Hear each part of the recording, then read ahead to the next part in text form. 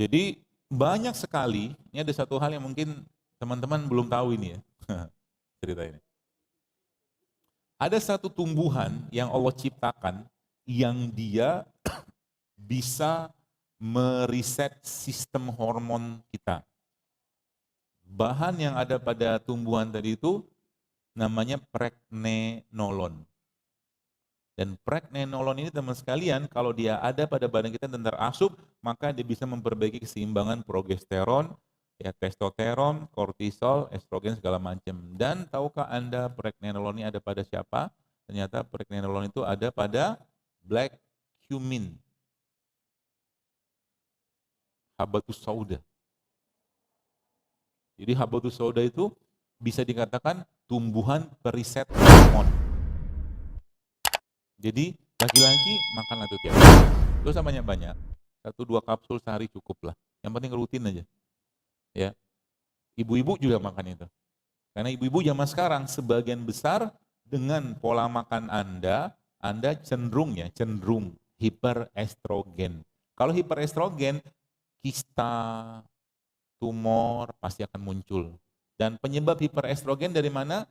Asal muasalnya adalah dari bermasalahnya pencernaan tadi dari leaky gut gitu loh. Ya. Maka kalau akhwat-akhwat di sini ada temannya, yuk baksoan yuk.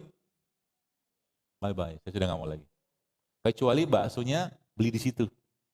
Ada nggak jual bakso? Oh nggak ada, belum ada. Ya. Baksonya sehat. Ya. Jadi bikin bakso sehat berarti bisa nggak? Bisa. Ya.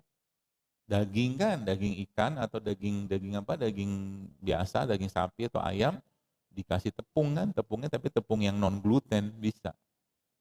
Gitu loh. Jadi semua itu bisa disiasatin. Jadi kalau ketika saya nyampaikan seperti ini ada beberapa ikhwah-ikhwah yang mereka sudah mulai mikir. Jadi gini, kalau Anda bikin makanan atau jual makanan, saya cuma pesan moral saja. Pesan moral saya apa? Pikirkan baik-baik kira-kira makanan yang Anda jual tadi bikin sakit orang atau bikin sehat orang. Kalau bikin sakit sehat orang, alhamdulillah. Tapi kalau bikin sakit orang, maaf, kita zolim. Apalagi udah tahu ilmunya. Contohnya apa? Cake.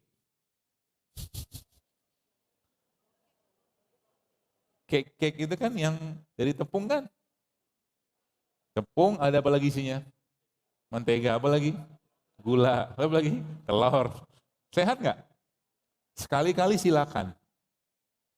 Ya, sekali-kali silakan. Setahun sekali, 6 bulan sekali, oke lah. Tiap hari makan cake nggak sehat. Gitu loh. Karena itu penganan. Ya. Anda butuh ikan, makan ikan, jangan makan pempek. Karena pempek kan udah pakai tepung kan, pakai apa sagu gitu-gitulah. Kalau pengen makan daging, jangan makan bakso, kecuali baksonya sehat sih ya. Tetap yang namanya makannya tuh real food, whole food. Ya kalau pengen makan ikan, makan ikannya. Olahannya buat penganan silakan, tapi penganan pun harus sehat. Gitu loh kata kuncinya. Pempek sehat nggak? Belum tentu juga sehat. Karena kalau tepung masuk lagi gluten. Gitu loh. Bakso glutennya double dari itunya, dari pentolannya tadi, dari mie-nya. Nah, kemarin saya makan di Jakarta makan bubur ayam. Dokter makan bubur ayam, makan. Saya ambil kuahnya, saya kasih daun bawang, daun seledri, saya kasih kacang sedikit sama sambal. Itu bubur ayamnya saya. Ayamnya saya nggak mau makan, karena ayamnya ayam potong kan, ayam negeri. Jadi semakin banyak orang yang paham begini Pak Bu, akan semakin besar tercipta peluang sebenarnya. Peluang makanan sehat. Itu subhanallah salah satu jamaah saya juga, dia akhirnya dari resep-resep saya itu dia Masya Allah bisa berjualan sekarang sehari bisa 500-an botol. Botol, maksudnya kenapa? Karena ada orang memang pengennya beli, nggak mau bikin, males. Kan begitu, sunatullah begitu. Tetap akan ada pembeli, tetap ada penjual gitu. Jangan khawatir. Ya. Semakin yang banyak yang bikin, semakin bagus, semakin lambat. Negeri ini bisa jauh lebih baik. Ya, kenapa? Karena memang Pak Dokter, Bu Dokter ngurusin orang sakit. Anda tidak akan datang ke mereka kalau sehat, betul? Silaturahim, gitu kan? Soan, ziarah, ukhuwah, gitu kan? Apa kabar dok? Gitu kan? Enggak. Tapi ke depan nanti dokter, yang mereka akan bahas adalah bagaimana supaya jantung tetap sehat. Jadi fase penyakit itu sudah selesai. Sekarang supaya jantung tetap sehat, saya harus makan apa? Gitu nanti ke depan. Supaya ginjal saya sehat, makan apa? Supaya otak saya sehat, makan apa? Supaya paru saya sehat, gitu. Kedepannya kayak begitu nanti. Karena fase penyakit, kalau sekarang kita masih pada fase ini, ngurusin penyakit belum kelar. Kenapa ngurusin penyakit belum kelar? Belum kelar karena lihat warung-warung yang ada di kampung-kampung kita sekarang. Udah banyak makanan nggak layak dimakan.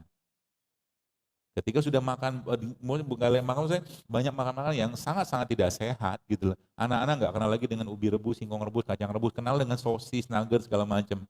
Ya sudahlah, generasi kerupuk, generasi micin gitu loh sekarang. Dan lagi-lagi saya sampaikan, alkohol dan drugs atau narkoba, dia juga memberi kecanduan pastinya. Makanan juga sama. Makanan-makanan yang sudah, jadi gini, simpel lagi nih.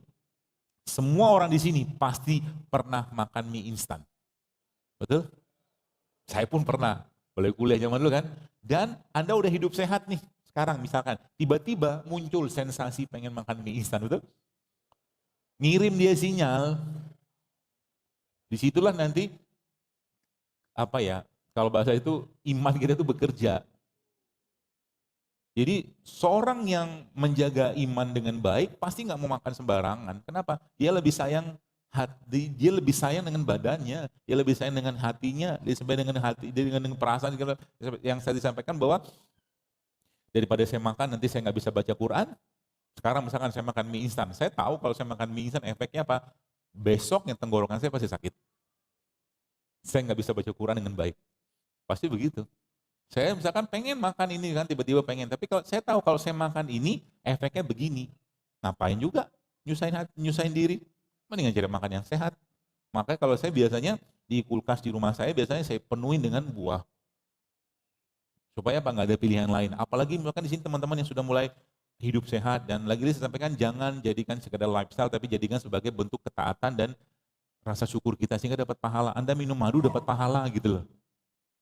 Ya. Misalkan di kulkasnya, coba di kulkasnya misalkan supaya tetap konsisten istiqomah, isi aja dengan pare misalkan. Tiba-tiba malam pengen makan gitu kan, mode cheatingnya muncul gitu. Buka kulkas, ada pare, batal, nggak jadi makan. Alhamdulillah kan lebih baik. Daripada isi kulkas makan banyak yang nggak sehat, misalkan. Ya, seperti itu. Baik, sudah jam 11, ada lanjutan pertanyaan aja ya.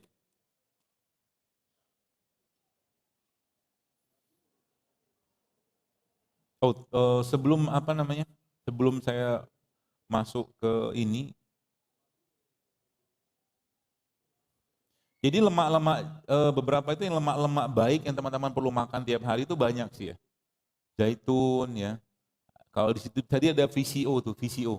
Jadi kalau sekarang tetap pengen goreng, maka ganti gorengnya atau ganti minyaknya dengan minyak kelapa, bukan minyak sawit.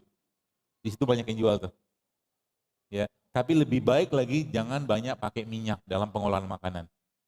Itu lebih baik. Jadi kukus, rebus, di steam itu lebih baik. Ya. Mentah lebih baik. Kalau sayuran ada makan mentah lebih baik. Ya, kasih sambal gitu kan. Ya kayak karedok itu kan mentah. Bisa dibikin tetap enak kok. Ya. Kemudian efek dari kita, jadi efek dari kita mulai membiasakan namanya melaparkan diri itu efeknya banyak sekali. Ini saya ceritakan. Yang pertama, oksidasi atau penuaan pada sel kita akan menurun.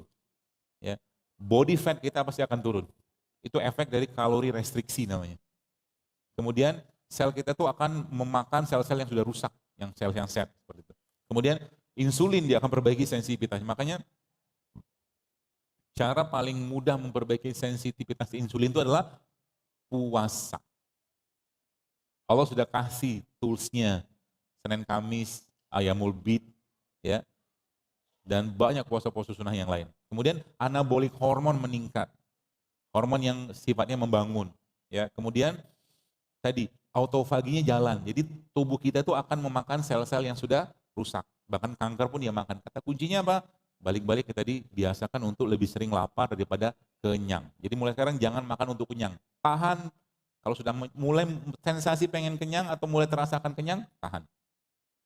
Jangan sampai kenyang, karena kenyang itu akan melemahkan hati tadi, iman tadi ya, seperti itu.